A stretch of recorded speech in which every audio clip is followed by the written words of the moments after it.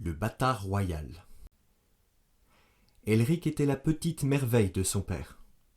Il le chérissait plus que tout en mémoire de sa mère arrachée trop tôt à Maximilien et à Elric. Le roi imposa à sa femme la présence de l'enfant à la cour au même titre que Liliana. Ils étaient tous les deux ses enfants et Elric était tout aussi en droit d'hériter de la couronne si sa sœur venait à disparaître. Quelques années plus tard, naquirent deux autres petites filles du couple royal. Elric partageait avec elles un lien spécial.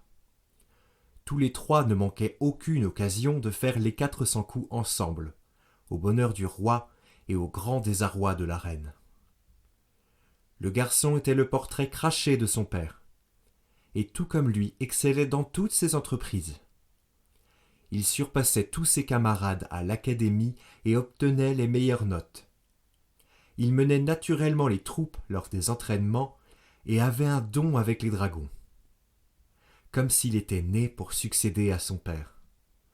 Mais il n'était pas le premier de la lignée et de surcroît un bâtard.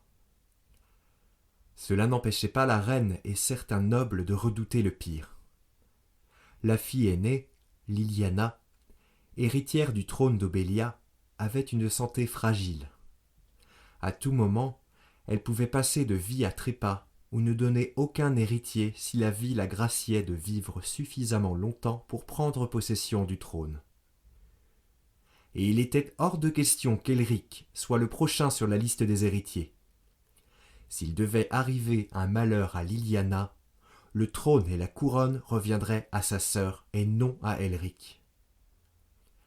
Mais, le roi étant très proche de son fils, il était donc difficile de l'approcher. De plus, l'enfant était constamment suivi de près par une garde rapprochée, même en présence de son père. Maximilien n'était pas dupe. Il avait beau aimer son fils autant que ses filles, il avait conscience que certains essaieraient de l'évincer de la succession. Elric, lui, ne rêvait pas particulièrement de devenir roi. N'importe quel petit prince en ferait un objectif, mais pas Elric. Bien qu'il vécût assez éloigné de Liliana en raison de sa condition physique, pour lui, elle était la prochaine reine.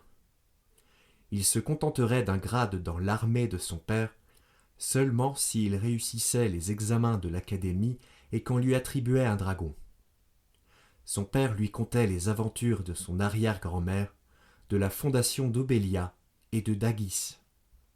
Elric ne rêvait que de rendre fiers son père et son aïeul.